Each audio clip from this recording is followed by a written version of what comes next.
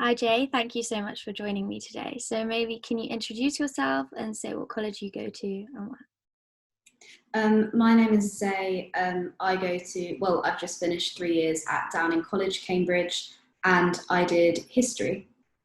Okay, okay, very interesting. So, I mean, first of all, can you maybe talk to me? This is unrelated to the questions I was going to ask, but how did you find finishing this year uh, in light of the whole situation? It was kind of weird. Like you're doing the most important exam of your life and you're sat at your kitchen table. And then once you're finished, it's like you're alone in the flat and you're like, I've just finished a whole degree. So a bit anticlimactic, but it was good. It was good. Better than I would have expected it to. And yeah, I've really enjoyed my time at Downing. So it's done and I'm kind of sad about it, but Do you have any celebrations planned with college at all? Or no? they're doing like a fake graduation because we've already technically graduated, but they're planning like a ceremony when mass gatherings are allowed again. So hopefully I'll be able to celebrate with my friends pretty soon, maybe next year. Oh, cool. So yeah, can you maybe start off by saying what is your favorite thing about Downing and why? My favorite thing is probably like the atmosphere in that everyone lives together. All the years live on one big campus, and it means that there's lots of inter-year interaction. So you Okay. just kind of walk around, you go into the cafe, you go to the library, and you know everyone. Because I think a lot of the other colleges have different years living in separate parts of the city, whereas Downing has everyone on site all the time. So you get to know the freshers and the second years and the third years. So it feels like a proper Downing community, which I really like. I think that's probably my favourite thing. Yeah, so maybe you can talk about the cafe and the library. Like, how do those spaces mean that they're like a social hub? Is it just because of the people, or is it the way that these places are like laid out? They're all on site, so it's kind of people go to the cafe to work or to procrastinate working, Mhm. and you go to the library to work or again procrastinate working because everyone is always around doing their work because Downing is so social within itself, and a lot of people's main friends are within college. You do end up just kind of walking around, having a chat, knowing people. If you want to do a lap around the library and chat to people before you have gather the strength to like open your laptop and do your essay, it's quite nice that we have those spaces as kind of social hubs. Yeah, so I mean that's fair enough, and I feel like there's I don't know what the reputation is of Downing College. Did you know anything about the reputation of Downing College before you went? Like you said, it's a social college, but did you know that? No, not really. I think on the open day, I got so confused because you just walk into a lot of buildings, a lot of pretty old buildings, and they Yeah. all kind of the same. And I went into Downing, and it's really beautiful college, massive open spaces, but it's kind of different. The architecture is different. It's neoclassical. They advertise it as like the oldest of the new and the newest of the old, as built Yeah, in like yeah, I heard that. 1800s. Yeah. And I think I just walked in and I liked the tour guide that I got given, and it just looked quite nice. So I was like, I'll apply here. This one, I actually remember this one, and I can differentiate it from the rest. But in terms of the actual reputation of Downing, it is very social. It has that reputation. People say it's quite insular. I haven't made my experience insular. I don't think I've joined a lot of like university-wide societies, so I know a lot of people out of college as well as in college. But I think Downing is a very comfortable place. So if you wanted to just have college friends, you could. It's very sporty.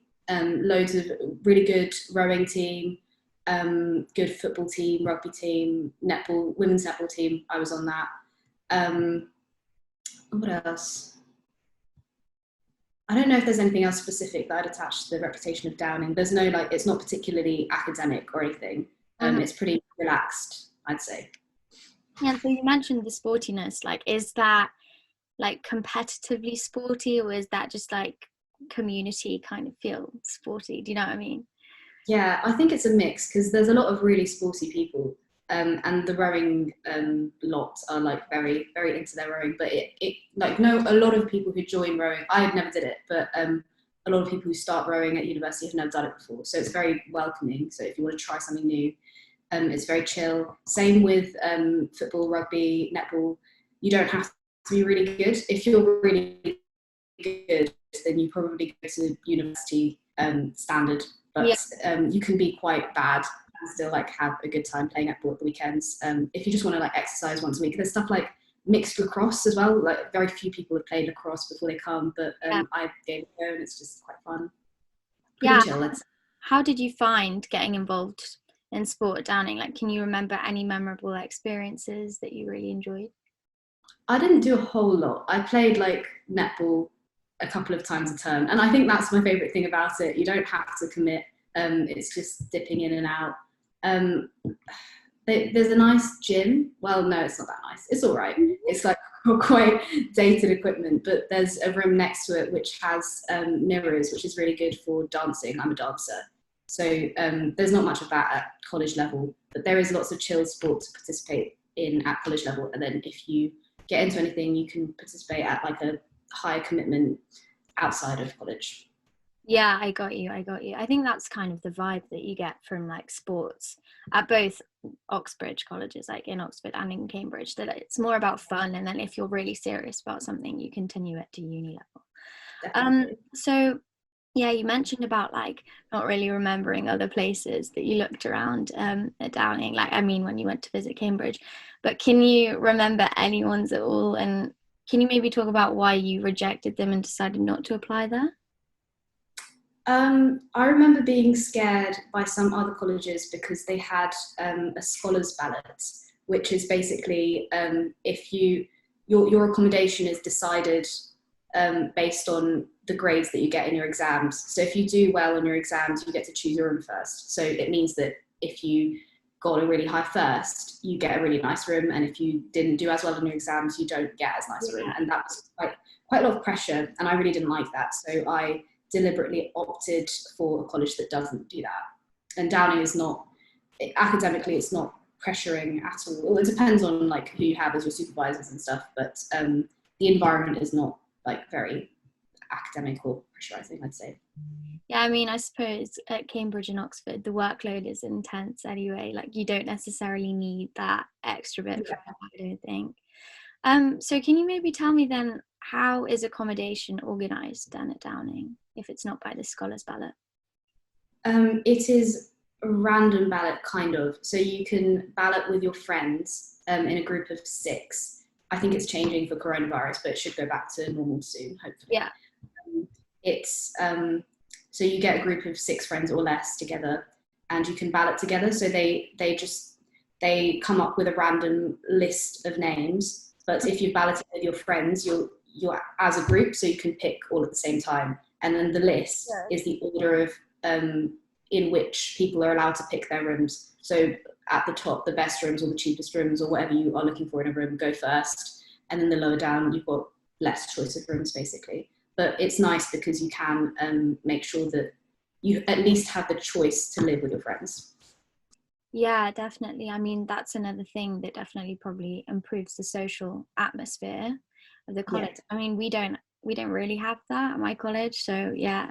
I mean, it sounds like it's, I don't know, a lot more of a social thing. It's at my college it's set up like basically have this random ballot, but like you can't ballot together in groups, meaning that if one of your best mates is really, really low on the ballot, it's like mega unlikely that you're both going to be able to live next to each other, which is kind of, Weird. yeah. So, I mean, can you talk a bit about like the rooms that you've had then over the 3 years, and if you've had any problems with your accommodation at all?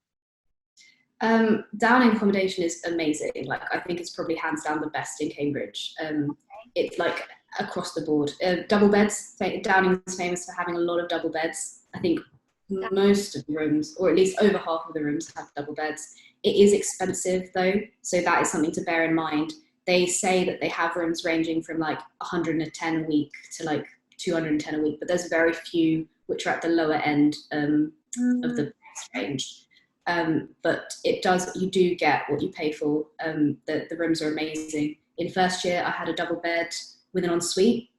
They treat the freshers really nicely, really nice rooms and freshers. That's The second year, I had probably not as nice a room, but I had a single bed, and then I had another like pull-out single bed alongside it, so I could make a massive double okay bed. if you make a double bed anyway. Yeah. And then in my final year, I didn't have an ensuite, but I had a really nice double room again. So I've been spoiled. Wow, that sounds like literally living the luxury. Like, honestly, I had NAF accommodation at St Anne's in Oxford for my first year, but I mean next year hopefully it'll be better, but no double beds at all. Mm. All single bed accommodation for all 3 years. So you're really lucky there. I don't know, like how does that compare though to other college accommodation in Cambridge? Like, do you have any friends in other colleges? And could you Yeah, accommodation? they still have nice accommodation, but I think it's more varied. Like Downing is pretty nice across the board. Mm-hmm. There's no, like huge, massive rooms, and there's no tiny, tiny rooms. I'd say. Okay.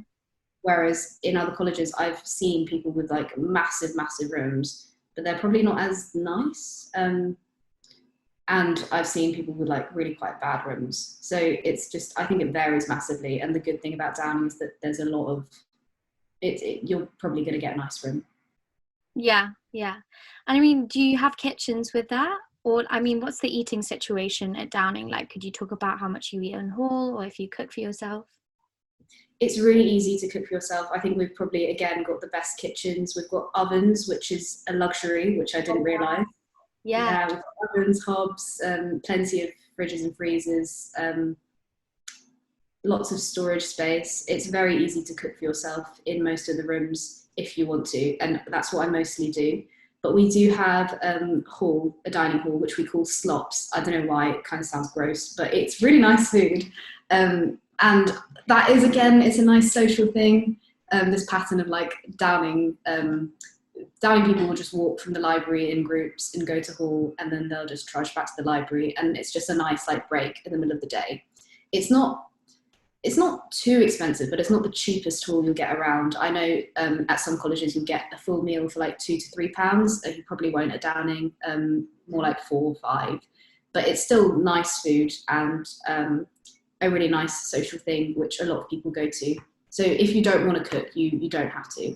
hmm. I mean, what makes the food so nice? Like, do you have loads of options, or is just like variety of meals? Yeah, there's loads of options, especially for like recently for vegans and vegetarians. There's also an option for halal meat, Oh, which you can order in advance, which is really great. That's the work of BME officers who have campaigned for that.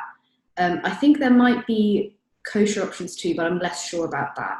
mhm. But it's catering is always very ready to like expand their food horizons. They've got like a global kitchen, which is varying levels of success, but they try hard, I think, to cater to a lot of people. And they've got like this thing called pure downing, which doesn't have any of the allergens or something like that. They've got loads of options. It's a really good haul. Yeah, that sounds great. I mean, I really rate it when like calls are actually wanting to improve their food and they respond to what the students actually want instead of giving like I've heard so many colleges now that just have really enough food, mainly because they just don't cater very well for vegans and veggies now, which is so relevant. I mean, I don't know. I have quite a few friends who have like different dietary requirements and it's just naff when they can't eat in hall. Um, Yeah. so, I mean, can you talk about like your favorite meal in hall and your least favorite? Do you have any specifics? Um, Downing does really nice desserts. I remember in first year I had this like it was called like a lemon posset, and it was amazing. It's like the best thing I've ever Oh, yeah, tasted. yeah. They also do loads of like sweet potato fries. I really like sweet potato fries. No Yeah, I know. way. Oh my, You're right. that's so It's, good. yeah, it's really good. They have this like salmon thing as well. Yeah, it's great. It's great. I've got a lot of favorites. I don't think I can remember them all. And what's formal hall like then at Downing? Is that a bit different? What are the meals like that? It's nice. I think it's more like stable than other colleges. It's not like amazing, amazing, but they mostly make quite nice and edible food, which apparently isn't the case across the board. Really? Uh, In it, what sense? it's sorry. In what sense is like the food not edible? That No, would. no, the food is edible at Downing, but I've heard that at other colleges it's just not that nice, Mm, and which is a shame because you pay. It's a good deal. Formal is like £10 for Downing members, and you get 3 courses. And on Wednesday they add an extra course, which is always nice. no way. Yeah, like a palate cleanser, like a sorbet or something. You feel really posh eating it, but A palate cleanser. That's so I good. know ridiculous. That's so good. Yeah, So no, I think it's very I would say that's a pretty standard price. I know some colleges do it for like 6 or 7, but then again, really. yeah, I don't know. Maybe at Oxford, I'm not too sure about Cambridge though. So I think £10 is quite a standard price. And what about drinking for that? Can you bring your own wine, or do they serve that? At some they serve it, but mostly you just bring your own. You pay a pound for corkage, so a pound for like being for the privilege of bringing your own wine. Yeah, Um, but yeah. that's standard as well, I think. Can you like remember your favorite formal hall in particular, like with your mates? Uh, there's so many. There's so many to cast my mind back through. They do quite a nice pink week formal where all the food is pink. I remember that quite clearly. They had like duck, and then they had like raspberry sorbet and cheesecake at the end. I don't remember, like beetroot starter or something. That was quite fun. Um, yeah, I can't really remember, but because I used to be in choir, we used to get free formals every Sunday. So I've just been to so many that I don't remember. Oh, that's such a benefit. So, I mean, what's the choir like at Downing? Can you talk a bit about that? Like, what other perks do you get being It's in the quite nice. I quit in my third year, but for the first 2 years I was a choral scholar, so I got an annual like Wow. stipend. Is that how you pronounce it? Stipend. Um, Yeah, I think so. yeah. And I got free formal every Sunday, which is for all members of the choir. You don't have to be a scholar, and you go on cool trips. You go on tour every year. This year they were meant to go to Scandinavia, I think, but obviously it was cancelled. Last year we went to Budapest and another town in Hungary that I can't remember the name of. And the year before, we went to Vermont in Canada, which was really cool. That was like a long trip, and it's really heavily subsidized. Like we went to Canada and Vermont for like £400 for like 14 days. So really, really Wow. good deal. Is that including like flights and accommodation? Yeah. No way. That is so good. Yeah, I mean, Uh, can you talk a bit more about that? Like, how did you find those trips? Really fun. It's really nice to be able to go away with uni friends and for so cheap as well. And you do like performances, and you get to choir is another one of those things where you get to meet people from other years, and it's not just Downing people who do it. So people come from other colleges to be in Downing choir, Okay. and it's a really great experience. I really enjoyed it. So is it quite a well-known choir then? Cambridge one? No, I think it's one of the more chill ones, but I think it's good, like at a really good standard considering how little practicing we do. So just good deal again. Yeah, okay, cool. Okay, so kind of moving away from that, can we talk a bit about the bar? Like what's Downing Bar like? And I don't know what events are held there. Do you have your bops in there? And like, is there anything else organized? Downing Bar is really nice. It's a real social hub. It's the same space as the cafe. So during the day it's the cafe, and then after like 8 it is the bar. Hmm. We have a room below the bar where we have our ents usually, and our ents are well, they're our version of bops, and they Yeah. are getting better. They didn't used to be very good, but they are getting better. Um, we do some open mic nights sometimes. I was BME officer, so that stands for Black and Minority Ethnic Officer. So I represented kind of non-white people at Downing, and I organised a BME open mic night in Downing Bar, which was really nice. It's a really nice atmosphere because it's always buzzing. There's always people there, and you can go there like any night if you're not feeling going out, but you want to just relax with your friends in the evening. You'll find someone there, and the drinks are pretty cheap. I don't think they're the cheapest, but I think it's like a £2.50 pint, which is pretty good. Yeah, that's pretty good, to be fair. That's Yeah, I think it's pretty standard. So can yeah. you talk a bit more about your bops? Why were they not so good maybe when you started at Downing, and why are they better now? I think I don't know. I think it's maybe quite a small space, and there wasn't that much effort put into them because it was just the bar, so it didn't feel like a kind of dancey, Yeah. clubby vibe. But I think recently our ENTS officer, so the people who organise the ENTS, self-explanatory, they put a lot more effort in, and they've managed to raise more money. We had a BOP for an ENT for LGBT History Month, in a different room, which was really good. That was really cool. And we got like drag queens to perform, and that No, was really cool. that's so sick. That's so That sick. one is probably the best one that Downing's put on. But they usually like they're usually fine because your friends are there, so it's all good. Yeah, I mean, as long as you've got a good college spirit, then Yeah, usually they end up being fun, even if they're bad. Like, it's not really about that. So exactly. yeah, you mentioned being like BAME officer. How have you found being a BAME student at Downing? I think variable because I came from London from a grammar school which was quite diverse, and Cambridge as a space is not the most diverse. Downing has Downing, I think, is probably average, is probably representative of Cambridge colleges in general. It is sometimes difficult, but it's been okay, and it's been really helpful to have India Soc. So I'm Indian. It's been helpful to have India Soc outside of college to kind of have a space, a safe space almost. It's not that I've never suffered from any like racial abuse within college, but it can sometimes feel like an overwhelmingly white space. But there are loads of people you can go to. So we've got BME offices and societies outside of Cambridge, outside of Downing. So we've got like the KUSU, the Student Union BME campaign, and Fly, which is a network for women of colour, and Fuse, which is a network for LGBT people of colour. So there's lots of resources if you ever feel overwhelmed, because I do think that is the case when you come to either Oxford or Cambridge. It does sometimes feel a little bit white, but there are, it's not unmanageable, like it's fine. Yeah, definitely. I think that's an issue that the university, just in general, both of them, Oxbridge, just have to tackle and improve and like really strive to improve. But yeah, Yeah, being said, I think it sounds like Downing does have pretty good support. I think if you know if you have an international kitchen even in hall, like that makes things a bit more yeah. comfortable for people who are coming from different backgrounds. And yeah, maybe can you talk about like the support that you received from the BME officers before you were one yourself?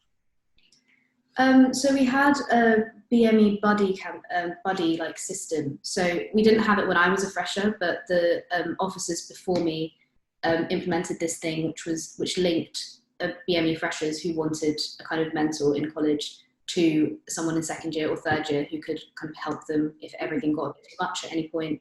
So I was a mentor, and that's just a quite nice thing to have. You don't have to sign up to be either a mentee or a mentor, but it is nice to have that in place.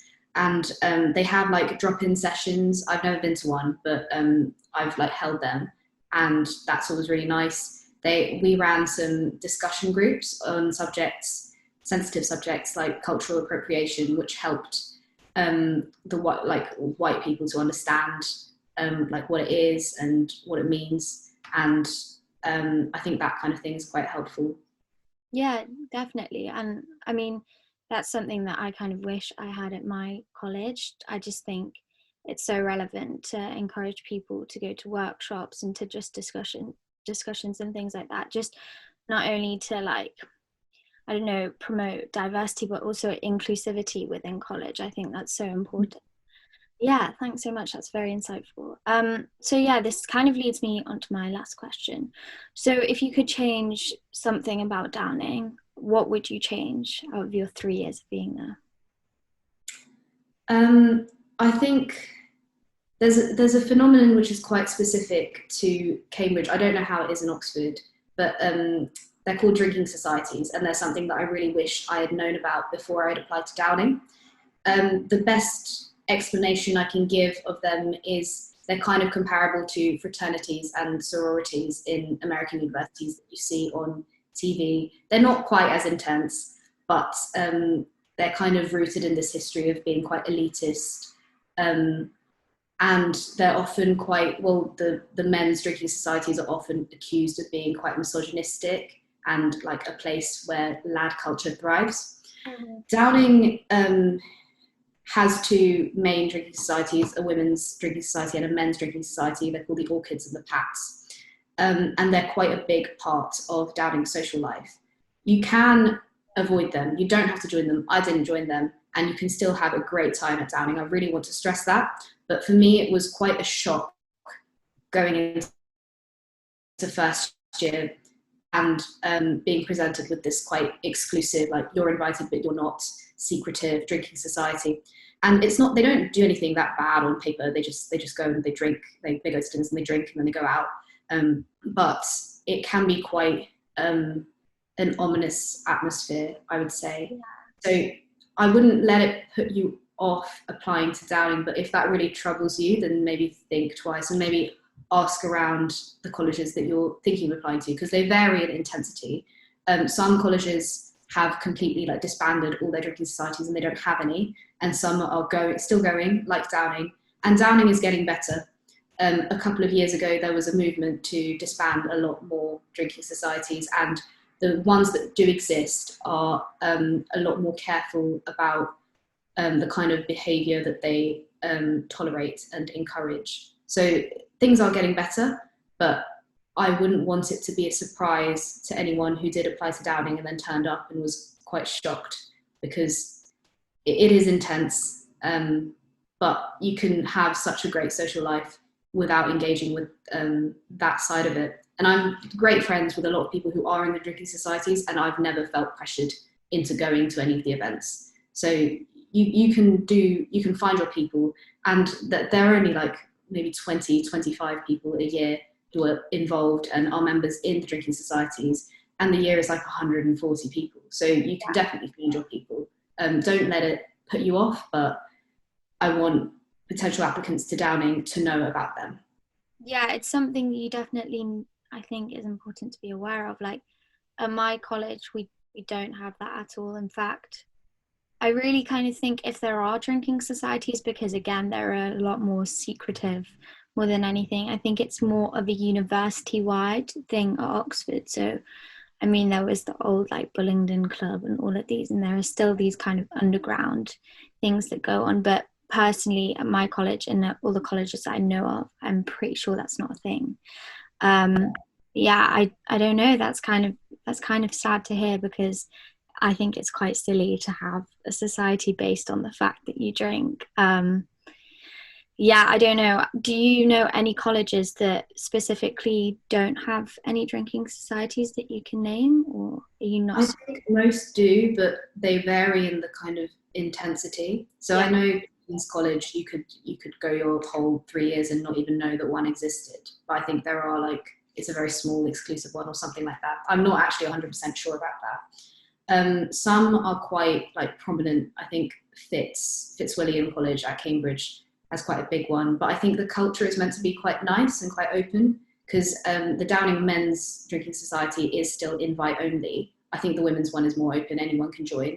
And yeah, so they vary in their cultures. I think Emmanuel College has quite an open one. Um, I can't confirm that there is any college without one, yeah, because they are more prevalent in Cambridge than Oxford. But yeah, unfortunately. But I think at least be aware of them, and they're not the end of the world. Even if you despise them, which I personally do, you can like live your life and not have to kind of confront them too much. yeah. I mean, thank you so much for providing such an insightful look into Downing College. You've given me like a lot of information that can be put out there and that I can work with. So yeah, thanks so much for your time. I'm glad to help, I was and good luck to anyone watching this.